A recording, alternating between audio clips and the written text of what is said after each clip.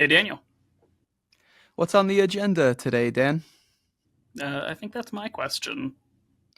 I thought I'd try it on for size today. But all right, three topics for today. First and foremost, how long to stay at a company and when you should decide to transition, what to consider when thinking about a career change, and how to assess a job's growth potential.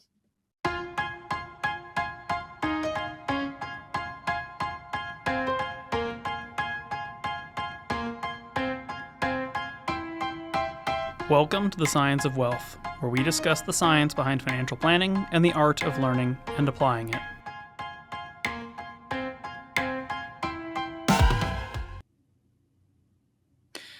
Well, first and foremost, Daniel, I just want to say that here at My Wealth Planners, we value our very talented employees and their contributions to the team and offer best in class everything. And I don't know why you'd want to ask such a question. I'm truly baffled.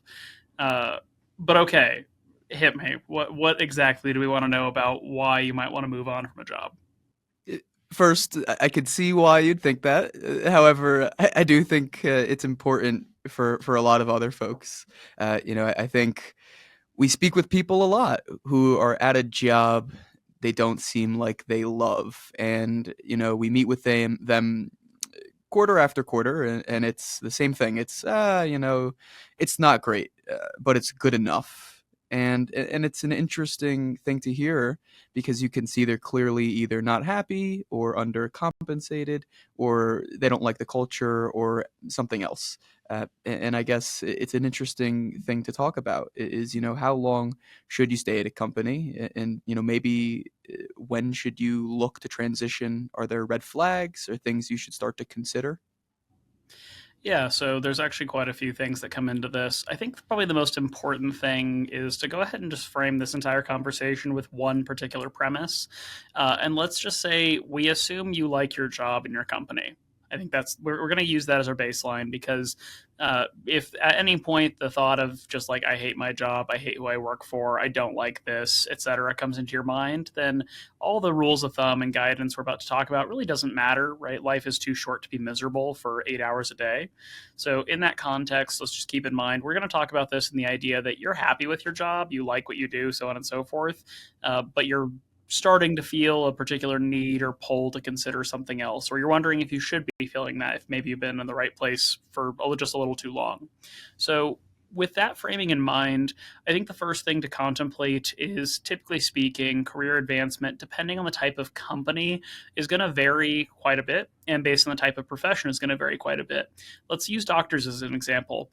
Most doctors are going to go to undergrad, go to medical school, do their residency, become an attending, and then from there they're essentially at the pinnacle of their career unless they become a super highly qualified specialist in something, or they work to patent a drug or a medical treatment or do research or something like that, or they shift from being just an employee doctor to being an owner. So when we think about that type of job, factors like compensation or happiness are going to come in a lot more than career progression per se.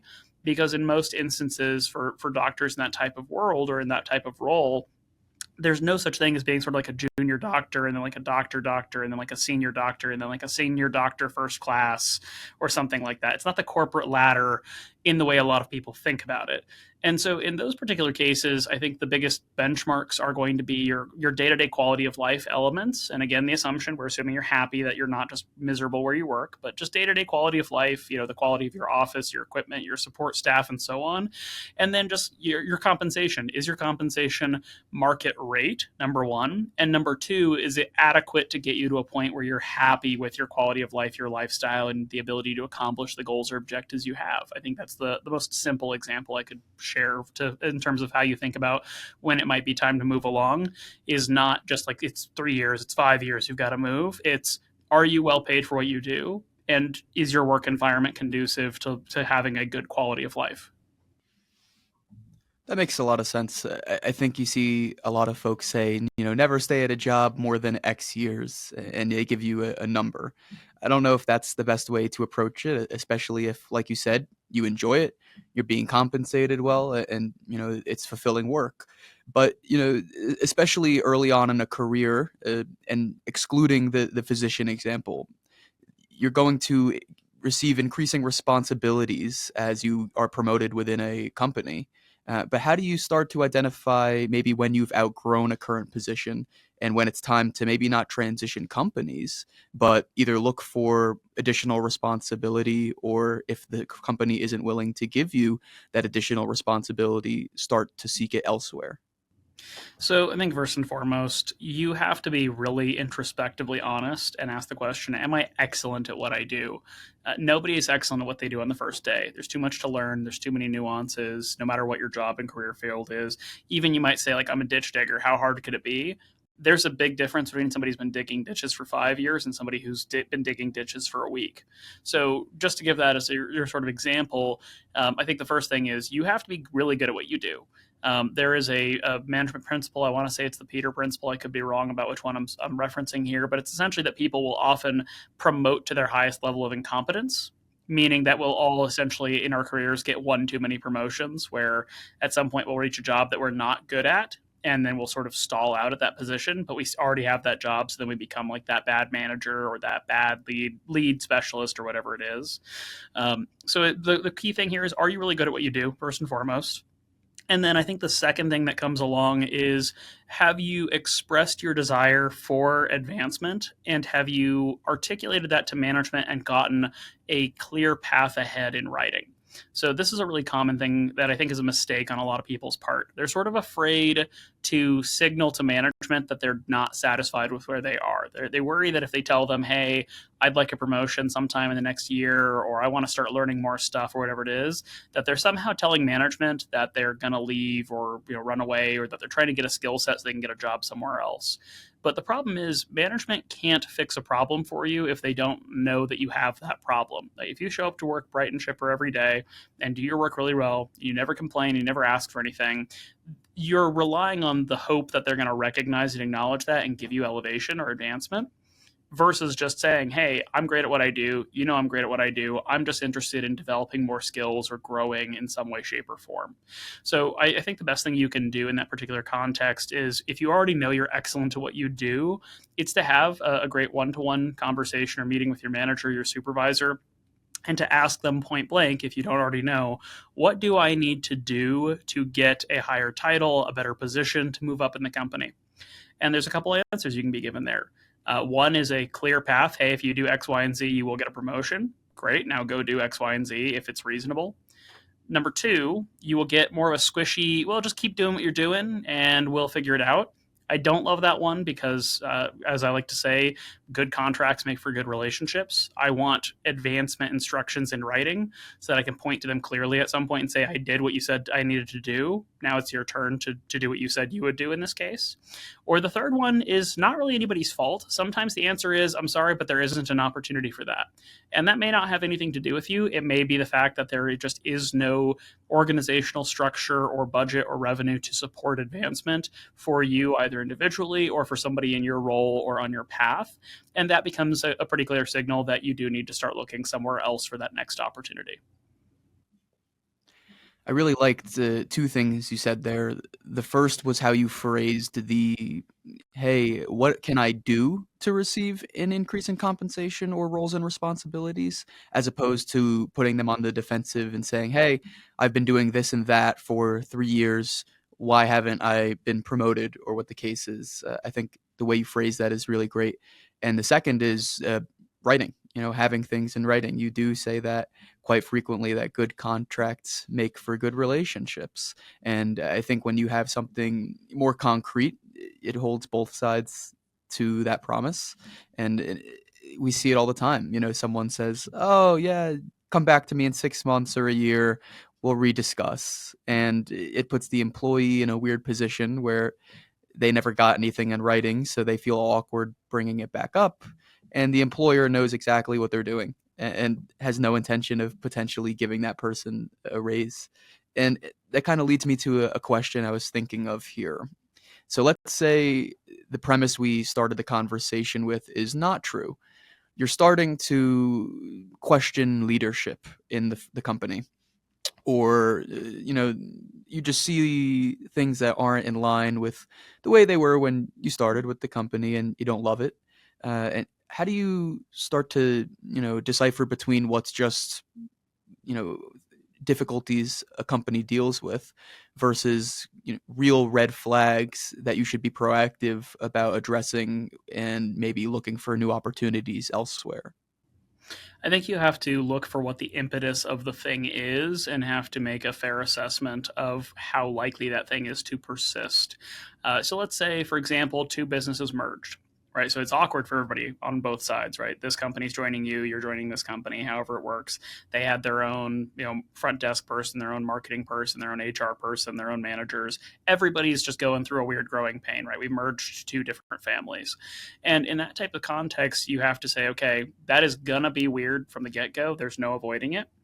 So, whatever weirdness we're dealing with right now, we have to accept that that's going to be how it probably is for the next 3 months, 6 months, a year, depending on the nature of the business and how quickly this transition is going. It's then assessing what it looks like 6 months down the road, 12 months down the road, and saying, okay, well, now we're past the transition point. Is this persisting or have things changed? Is there a new normal? Because the new normal is what's likely to persist. Now, alternatively, you might say, in any given week or month, I'm really unhappy with things because management has decided we've got to do a full blown audit, take down, tear down of every system and make sure that we've picked every single corner clean and made sure everything's perfect. And so we're just putting in a lot of time. The work is really boring and, I don't really like this. But you can see the light at the end of that tunnel. That project is not going to persist forever.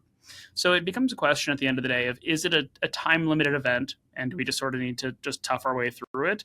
Or is it going to be a persistent thing? Let me give you an example in our type of practice. Let's say we installed a policy where every time you want to talk to a client, you need to send me the email first, every single time, no matter what you're saying. Okay. Now, if you're a brand new employee or team member, that might make sense for a little while because you go, okay, I'm brand new. I want to make sure I'm saying the right things and communicating in the right tone and so on and so forth. But there's going to come a time, 3 months in, 6 months in, 12 months in, where you're like, okay, I'm an adult. Please stop treating me like a child who needs to be sort of gated. So there's a balance there where you do just have to look at it and say, is this a persistent problem? And is it going to be part of the new normal going forward? Or is this a time limited thing? And I hate to say get over it, but I just need to get over it because it's just going to be a thing we struggle through for a little while. Out of curiosity, if you start to notice things like that, do you think it's worth just documenting it personally and putting it in writing on your own end? No. And to be clear, actually, no is not the wrong answer here. I'm going to say yes and. Here's the and. There's no point in writing it down for your own records. There's a great Carl Richards sketch where he says assets like the value of your homes, stocks, and list of grudges. And when you write down problems and just sort of keep them to yourself, you're just building a list of complaints. Well, the problem then is that what do you do with that list of complaints? Now, you might use it for self-reference to just sort of check yourself, 6 months from now and be like, was it always this bad? And you go back to your list and say, oh, yes, it's been this bad for 6 months. I got it. But in practice, what's often going to happen with that is you're going to build up a list of these problems or issues. And then one day you're just going to dump on your manager or your supervisor. And they're going to be like, wow, I wish you'd said something, right? You're telling me about stuff 6, 9, 12 months ago. We could have done something about that, or at least we could have explained why it was that way or why it was going to stay that way, whatever it is. But now you're just bringing me this list of grievances. And I now am overwhelmed on the receiving end of that because you brought me those lists of grievances. Conversely, we have a rule here in our practice, right? I do not talk about somebody on the team and with somebody else. So I don't talk about Emily to you. I don't talk to Emily about you or anything like that without then going to you and talking to you about it as well. Because when we start to complain about or gripe about or whatever it is about somebody else's work or something in the work environment without ever talking to them about it, we're subconsciously establishing a set of expectations for them that we've never shared with them. Right. So if my complaint is, Daniel just drinks all the Diet Coke in the office, it drives me nuts, and I never tell you to stop drinking all the Diet Coke in the office, you're going to keep doing it. And I'm going to keep being annoyed about it. And then at some point, I'm going to snap and be like, stop drinking all the fucking Diet Coke. Okay. And then you're gonna be like, wow, that was a big snap. I don't know why you were cursing at me now, Daniel. I didn't know that I wasn't supposed to do that. Versus saying, hey, you're welcome to take from the thing every once in a while, but we keep having to order Diet Coke, and the clients aren't drinking it. You're drinking all of it. So at some point, just bring your own Diet Coke. It's like that's an example. And by the way, you can drink all the Diet Coke you want. I don't care. But that's just an example where, as an employee looking at management or supervision, building up a list of grievances and never talking to them about it or communicating with them about it or proposing a fix or a solution or a tweak or something like that doesn't do anybody any favors, right? You're not communicating a challenge. They're not aware of the challenge, or they don't think the challenge is that big of a deal. And at some point, you're going to run into a problem where you've set an expectation for them. They failed to meet your invisible, unspoken expectation. And now you hold it against them, even though they have no idea what you're thinking about or talking about. That's a really good example. I think it kind of reminds me of just, relationships as well. If you have a gripe with your significant other, the worst thing to do is hold that until you find a convenient moment to just blurt it out, and it comes out much more adversarial than it likely would have if you had communicated it effectively during that period of time. Side note, do we have an issue with my Diet Coke consumption? Nope, absolutely not. You drink all the Diet Coke you want. Sweet. Okay. So moving on a little bit, instead of transitioning firms or jobs, I want to talk about contemplating career changes. Some people don't love what they do, and it goes back to the premise from earlier. If you don't love what you do for 8 hours a day, that's how you spend a third of your life. So it's really not worth it long term. What are some of the first things people should think about when they are thinking about a career change? So I think a really important factor in this question, and this is a tough one for some people to answer, is do I live to work or do I work to live? There's no right or wrong answer to this, but it's very important. We often get sort of the Instagram effect where we see other people living their super duper best supermodel yacht lives, and we think to ourselves, like, I'm a hardworking person, I deserve that. But unless you're born into it, which by the way you have no power over, sorry, you can't mulligan that one until you get born into the right family or the right place at the right time. Unless you're born into it, you are gonna have to probably do some degree of work for it. And some people get lucky, some people win the lottery, some people inherit money. Let's put all that stuff aside because you can't do anything about that. Okay. So, in the context of you living your life, assuming you're the average person raised in an average family or even a below average family, whatever the circumstances are, when you look at quality of life things, you have to make a determination because if you talk to people who are super successful, super wealthy, etc., a lot of them feel trapped by it. They don't know how to stop. And so when we think about career moves, a lot of times what starts that is a I deserve more, or I deserve better thought, right? We see something that we want. We don't own a house. We want to own a house. We want to have kids or more kids, and we just don't see how that's possible. And those are very reasonable things to want out of life. But sometimes we see some, I'm just going to say douchebag on the internet driving a Lamborghini, and you're like, well, if this douchebag has a Lamborghini, why don't I have a Lamborghini? Be cognizant of that component where I started, which is the do I work to live or do I live to work? Because if you work to live, super flashy, shiny stuff is probably not going to happen for you. Some people get lucky, but just generally speaking, to make enough money as an employee or to start a business really shifts the needle in the direction of I live to work, right? Or I live to create that sort of wealth for myself.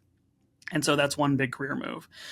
Conversely, if I just work to live, then career moves should be more about having an adequate level of income and benefits and compensation to provide you for a basic need.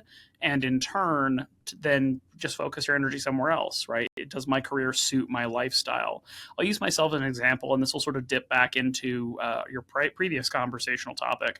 But when I was still at IBM before I was ever a financial planner, I was there for, I think, literally 3 years and a month. And it was essentially not until sort of the end of the second year, going into the third year, that I ever had a point of friction where I thought to myself, I'm going to need to make a change. And there were a couple impetuses for that. One, I was doing my MBA, I was getting my certifications in finance. So I wanted to use that skill. I'd gone to grad school while I was at IBM, and I wanted to flex those muscles and ideally get the compensation that went with it. And as I started to sort of poke at the corners of IBM, figured out that there really was no internal career move option. There was nowhere I could really take that or go with that. And so the sort of point of caution that I had for myself there was, okay, well, if there's nowhere to go internally, I'm going to have to look somewhere else. The other thing that sort of nudged me out the door a little bit was at one point I went from being on a long-term 3-year contract with IBM to being what they call an IBM regular, which is just a full-time W-2 employee who never has an expiration to their contract. And I made that transition in my second year. On like October 3rd, I had to fly to San Jose, and go sit in a class for 2 days learning how to set up my computer that I'd already had for 2 years because they just had this standardized process. That was fine. But because I went to San Jose on like October 2nd or 3rd, instead of going before October 1st, at the end of that year, when I got my first year full-time long-term employee review, said, hey, you're great. You're top marks across the board. You're not eligible for a bonus or raises because you came on after October. And bear in mind, I've been working there for 2 years, but just the transition from contractor to employee, they didn't count that. And that really rubbed me the wrong way because I sat there and went, well, hold on, I've just done this huge project for you all year. I lived in Texas for 2 months as part of this project, which Texas is fine, but I don't want to live there. And in this project, this whole process, you're telling me I'm a top employee, but I'm not eligible for compensation increases or bonuses because of completely arbitrary benchmark in how you decide what people get cut off from that process or not. It's absurd. So there's little things that can drive you to have that. There's these little aha moments. I know you had an aha moment in your prior firm that you've talked about before, where you realized that wasn't going to be the place that you wanted to spend the rest of your career or your time. But I think the aha moment is there. And then when we think about what career changes we want to make, we have to be very intentional about it, because the question here is, am I just going to go to a different law firm because I'm already a lawyer? Or is the conversation here, I'm going to go back to law school to become a lawyer because I'm dissatisfied being a manager at Target? It's very different conversations about what a career change really represents for you. Okay, so let's go to the other side of that conversation. Is you aren't in a career that fulfills you, so you want to make a change. And you don't know if you live to work or work to live. Maybe you do a little bit of both. How do you start to balance, your passions versus practicality when starting to consider that change? Should passion always be a driving factor the way we see in social media and whatnot? I think a really good example for this actually is financial planners as career change. So, if you're not aware, listening to this, the vast majority of financial planners practicing today did not go to college to be financial planners. They didn't study finance or financial planning. They didn't get their first job in a financial planning firm right out of school. The vast majority of people in this field are career changers. And my favorite textbook example of that, the most common demographic of career changers, are teachers. Okay, so people who are teaching K through 12. And there's just such a perfect example for your question here, because most people become teachers out of passion, right? Everybody famously knows teachers are underpaid, overworked, the whole 9 yards. And yet tens of thousands or hundreds of thousands of people go to school to be teachers every year and become teachers every year. They then go through this grind of being an educator. It's a hard job. It doesn't pay well, etc. And they ultimately, many of them do make a decision at some point that they want to do something else. And many people have over the years in that field decided to become financial planners. And the evolution of that is often that they're sort of the money guy or the money gal at their school. They're interested in it. They're reading blogs. They're reading books. They take a deep interest in that topic. And when they take that interest in the topic, what then becomes an outcome for them is they want to make a shift to being a financial planner. They say, I want to get into this career field. And the good news for them is when they make that shift, it's often very practical, because if they can make the jump into a fee-only financial planning firm with a career track and a salary and benefits and whatnot, they'll probably get paid about as much as they were being paid as a teacher to start, or even more potentially. And only if they go on the sales route, if they go work for one of the big wirehouses or big regional brokerages, will they end up in more of a sales job, and that's its own issue. But conversely, some people are career changers from fields like engineering or medicine or law, and they often run into a big challenge with practicality versus passion, which is they're often making, 90,000, 120,000, 150,000, right? Really good money in their particular field. And when they come to be a financial planner, they're sort of dismayed to find out that they can either get a salaried job as an entry-level person paying 50, 60, 70,000 a year, way less than they were making before, or there are no salaried jobs that they're competitive for, and all the jobs are sales jobs, and they sort of get stuck in this position where like, I really want to do this for a living, but I'm married, I've got kids, I've got bills to pay, and I just don't see how I can economically afford to make this transition. And so that is why I use that as a good example for your question about passion versus practicality here. I think passion is a great hint at kind of what does your heart want, because I show up to work every day loving this job. I never hate this job. I like working with clients, I like working with you and Emily, Olivia. I like the work we do. I do it 7 days a week. As you know, I work on the weekends regularly, not because I have to, but because I like doing it. That's really powerful to me. And I would not be happy doing most other things. For somebody else, they might want that for themselves, but practicality can get in the way. So having a supportive spouse, saving up a lot of runway to make up for the earnings differentiation, cutting back on your expenses, or being careful about kind of what your cost of living is before you make a transition to a lower paying occupation can be really powerful and important things when you try to balance that passion versus practicality element. That's excellent. Thank you. So let's say you're making a career change, but you want to take a step back. Maybe you're still weighing practicality versus passion conversation and don't know what you want to do.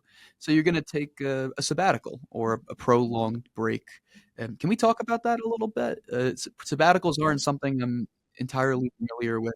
I've heard about them and had some families come in and speak about them, but I don't know a ton about planning for them and their practicality. Yeah, so some companies offer sabbaticals, like education's famous. That academics, every 5 or 10 years might be sent to just kind of go putter for 6 months or a year. Essentially, they just get a year off to do something. And the idea here is we're going to remove all your day to day responsibilities, and you're going to go do some research or explore a creative idea as an academic and come back with some cool research. But sabbaticals in most places either are shorter term breaks, a month, 2 months off that you get to take as a benefit, or the personally created sabbatical where you just quit your job one day and you take 6 months or a year or 2 years off, and then you go back to work somewhere else. In Depending on the type of sabbatical or break you're taking, the biggest elements there are just that you're not going to put yourself in a bad financial place with it. You need to have enough non retirement savings to make that financially viable for yourself. You shouldn't be borrowing from your 401k or your Roth or something to fund this, because now you're really robbing yourself of quite a bit of financial independence. But if you just decide you're going to live frugally for 10 years of your career, and you're going to take 10% of your savings and set it, or 10% of your income and set it aside every year, not in retirement but in some sort of sabbatical savings fund, then you will have the financial bandwidth to take 6 months or a year off. It does help to have given some thought as to how you're going to come back afterwards and what sort of rehiring looks like in your field, because some people's skills are very perishable, so that makes taking sabbaticals very difficult. Some people's skills are essentially evergreen, where they can take time off and then pick up a job immediately as soon as they want to come back. So that's a very important factor. But if you want to do it and take a break, I think it's a great idea. I know a lot of people, particularly who take breaks around having kids. Being a stay-at-home parent is not the same thing as a sabbatical. But even in career changes or job changes, where they take a job and they're not going to start for 2 months, so they just take 2 months off and really just take some time for themselves. I've never heard anybody who's done that say anything but good things about it. Because back to that equation earlier, some of us work to live, some of us live to work. And I think if you're in the former camp, you deserve to take some time for yourself if you've given yourself that permission in the form of savings or the right support within your family. What type of careers typically are difficult to take a prolonged period of time off from? So, any career in which you have a license can be a difficult one, where if your license expires, if you're not actively practicing or doing, that obviously just creates a deadline around your ability to come back to it. And then certain fields really rely on state of the art things, right? If you are an engineer and you're responsible for helping construct giant buildings, that is a constantly evolving state of the art, where you may not forget like the math of the process, but even a 1 or 2 year break might mean you're behind the curve on using the most modern techniques and tools. In a field like medicine, right? Perishable skill for things like being a surgeon. You might say, well, I'll always be a surgeon. I'll always know, the heart's always where the heart is. But again, back to being state of the art, having the best outcomes for patients. If you take 2 or 3 years off and then try to come back straight back into being a surgeon, you're going to find that a lot of your muscle memory from a thing you used to do all the time probably has expired on you to some extent. So it really just becomes a question of your competency, because most of us could go back to whatever job we had before and sort of muddle our way through it. But I think a big component to that perishable skill set becomes how reliant are you on state of the art research and practices, and how much of a negative impact is there to you not being a top performer when you go back to work. All right. So some of these careers where you have licenses, do you believe if you take a sabbatical that you should just be staying relevant on current trends and things while you're on this break? I think that depends on how easy it is to refresh. Take something like being a software developer. There's always this new cutting edge stuff that comes out in the world of software. But if you're fluent in JavaScript and Java, or in any other coding language, that skill is probably not going to perish on you very rapidly. And if you need to get caught up, you're probably going to be able to get caught up pretty quickly. Whereas, again, back to something like a medical example, you might be able to do a procedure reasonably well, having taken a couple years out. But the problem is you're not going to be able to do practice surgeries while you're out, right? You are out. You're no longer in the medical system. You don't have access to the equipment and the resources. So in those particular cases, staying sharp on your skills while you're out may A, be difficult to do, but also B, may defeat the purpose, right? If you have to spend 10, 15, 20 hours a week staying current on stuff, then your sabbatical is not really a sabbatical. You're just taking sort of an education break. That's great. Thank you. So we kind of already touched upon the last topic here, which was assessing a job's growth potential. But I did think of another question I wanted to ask, and it kind of ties back into the first topic, which is pretty correlated to a job's growth potential. But, you know, I also notice a trend that people older and later in their careers tend not to transition as much. Let's say, you have somebody that's a little older, and we recognize that they're undervalued and underpaid for their position, but say they're 5 to 10 years out for retirement. How do you start to evaluate a situation like that where they are comfortable where they are, and they'd rather stay in a comfortable position um, instead of facing new uncertainty with such a short timeline in their career left?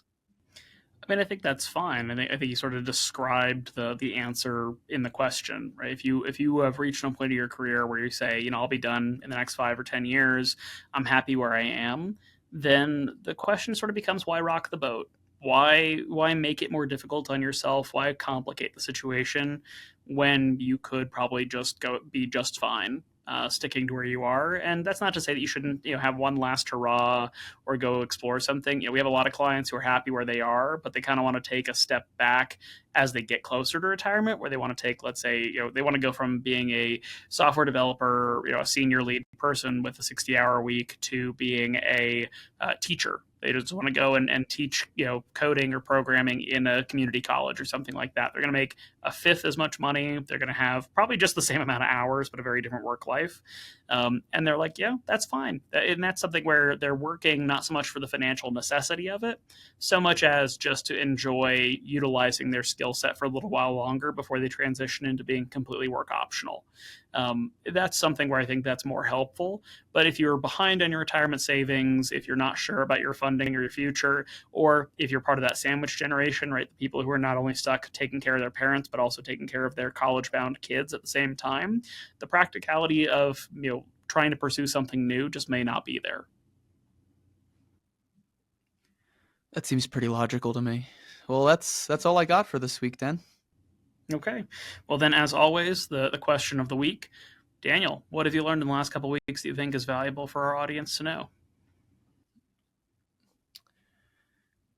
It's been an interesting week because, for context, we hired a new wealth planning assistant this week, and it's been interesting for me to observe and watch how much time, energy, and effort goes into training and getting them up to speed. That was me 9 months ago. So I was on the opposite side of it, drinking through a fire hose and trying to remember even a tenth of what I'm being taught the day of. And it's interesting because we went through the interview process and sifted through a multitude of resumes and then conducted interviews and made a decision. And I didn't realize simply how much time goes into the entire process of bringing on somebody new. It's not just training day of, or fixing little mistakes here and there. It's also on the front end, finding someone for the position and identifying what you want that position to look like, and then integrating them into your team. So it's been very interesting to observe that, I'd say. Yeah, it's an interesting thing as the hiring party, because there's some companies that make sort of hiring and firing part of their business model. And if you're like a giant institution, if you're a Walmart, you're going to be hiring and firing somebody practically every day of the week and across the organization hundreds or thousands of times a week or a month. In a small practice, obviously the impact's a little bit bigger, but at the end of the day, there's sort of an interesting observation. Nobody hires somebody poorly or badly by intent. And also, nobody does poorly in their job intentionally. And so the responsibility when you bring somebody into a firm is to try to equip them for success and give them all the tools they need to be successful. And in turn, it's incumbent on that new person to notice that they're going to have some growing pains in any new role, and that communication is essential in that process, not only to get the best result out of the employee, but also for the employee to get the best experience out of working at that firm.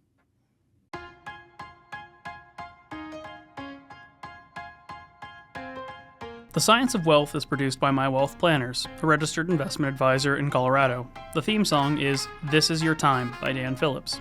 The podcast is intended for educational purposes only and is not investment advice or any other form of advice. Not all material discussed on the podcast is appropriate for every individual in every circumstance, so you should consult with a certified financial planner, tax professional, or legal professional as appropriate before attempting to apply any of the subjects, strategies, or tactics discussed on the podcast.